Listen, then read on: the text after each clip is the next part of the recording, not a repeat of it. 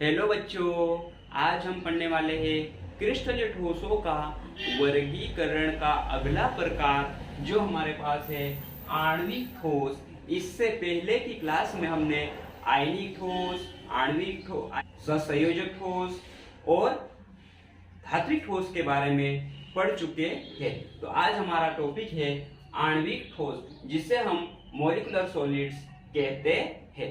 अब बात ये आती है कि मॉलिक्यूलर सॉलिड्स किसे कहते हैं। तो यहां पर हम लिखते हैं कि आणविक ठोस वे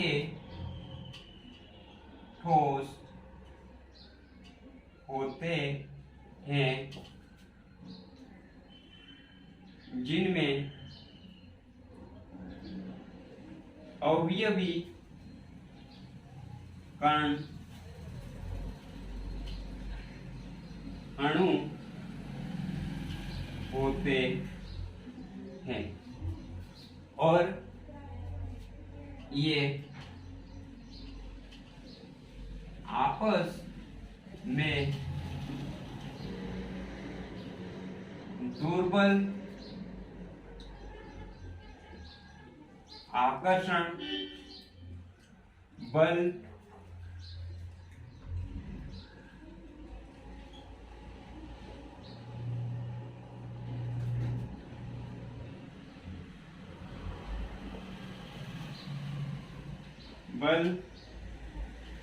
द्वारा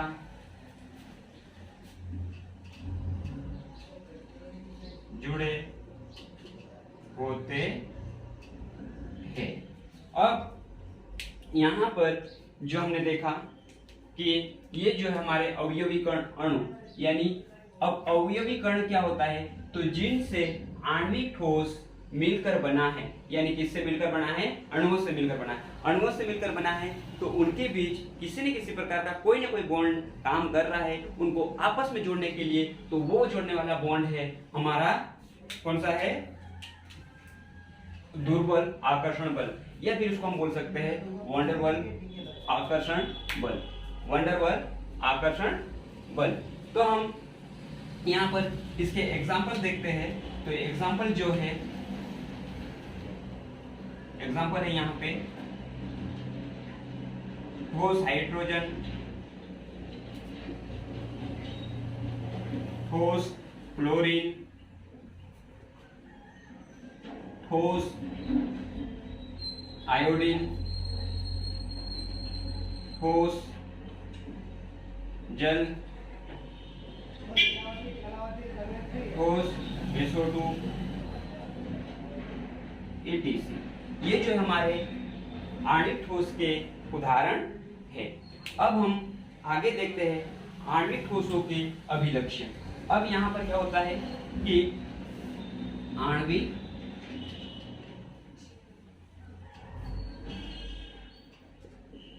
ठोस के अभिलक्षण। तो यहाँ हम देखेंगे आणविक ठोस का अभिलक्षण जो है, पहला अभिलक्षण है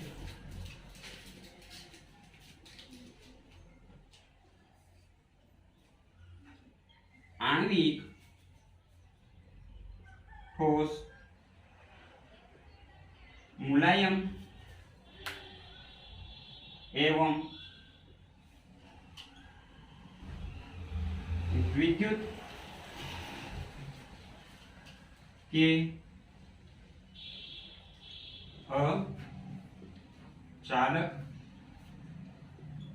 होते हैं। तो पहला विलक्षण हमने देखा कि आणविक ठोस जो होते हैं वो मुलायम होते हैं, सॉफ्ट होते हैं, और ये जो होते हैं विद्युत के अचालक होते हैं, यानी इसमें से विद्युत का प्रवाह नहीं हो सकता है। फिर हम अगला गुण देखते हैं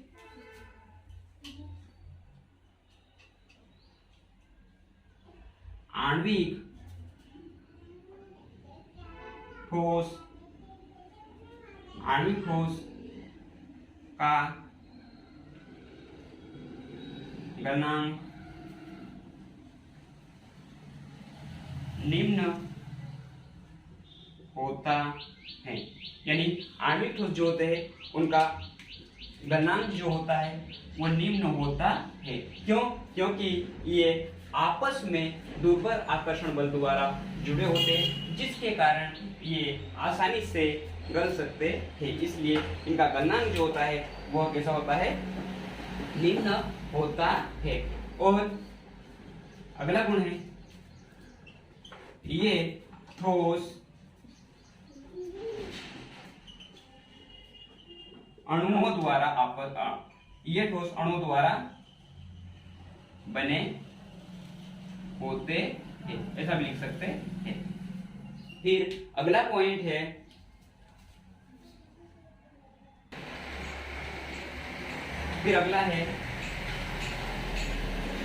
इन ठोसों में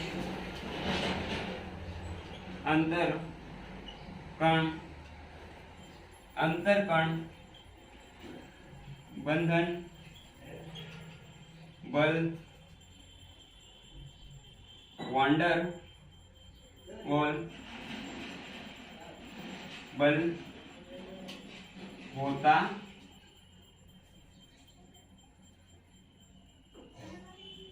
है। क्या लिखा हमने?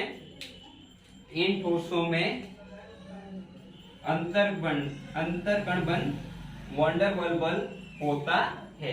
और अगला है और लास्ट है हमारे पास निम्न वाष्पन ऊष्मा के कारण। अगला है निम्न वाष्पन ऊष्मा के कारण आणविक ठोस वाष्प होते। तो बच्चों आज हमने यहाँ पर आणविक ठोसों के बारे में देखा। आणविक ठोसों को पुनः 3 वर्गों में विभाजित किया गया है। उन 3 वर्गों के विभाजन के बारे में हम यहाँ पर देखते हैं। आणविक ठोस का वर्गीकरण। आणविक ठोस का वर्गीकरण 3 प्रकार से किया गया है, 3 तरह से उसका वर्गीकरण किया गया है। आणविक ठोस का वर्गीकरण 3 प्रकार से किया गया है।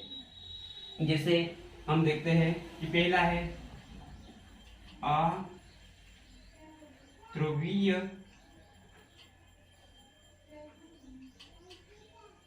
आणविक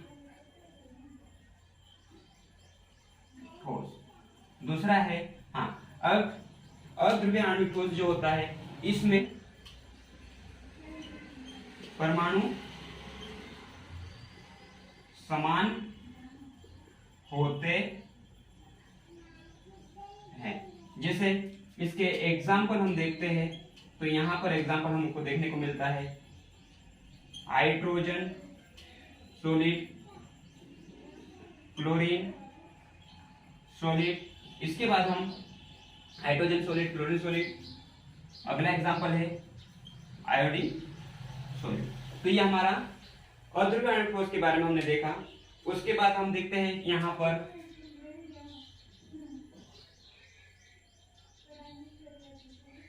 ध्रुवीय आणविक ठोस। ध्रुवीय आणविक ठोस में परमाणु भिन्न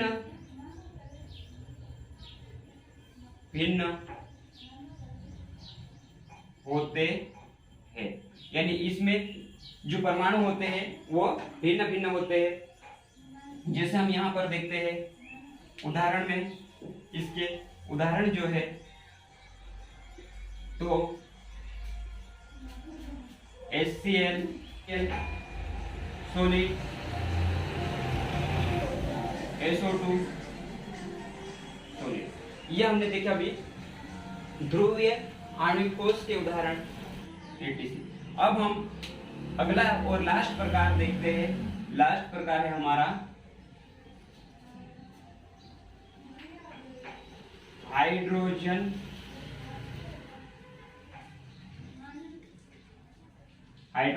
बंध हाइड्रोजन बंध। अब यहां पर हम देखते हैं कि ये जो होते हैं इसमें ये आपस में हाइड्रोजन बंध द्वारा जुड़े होते हैं। जैसे इसके एग्जांपल देखते हैं तो इसके एग्जांपल में हम देखेंगे जैसे यहां पर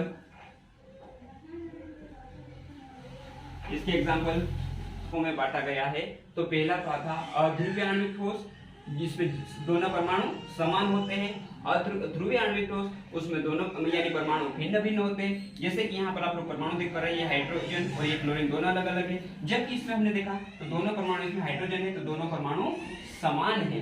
इसी प्रकार से यहाँ पर हम देखते हैं HF सॉलिड और दूसरा एग्जाम्पल है NH3 सॉलिड और अगला एग्जांपल आ सकता है H2O सॉलिड। तो बच्चों आज के वीडियो में इतना ही। हम अगले वीडियो में देखेंगे इन सभी को एक एक को डिटेल से। ठीक है, धन्यवाद।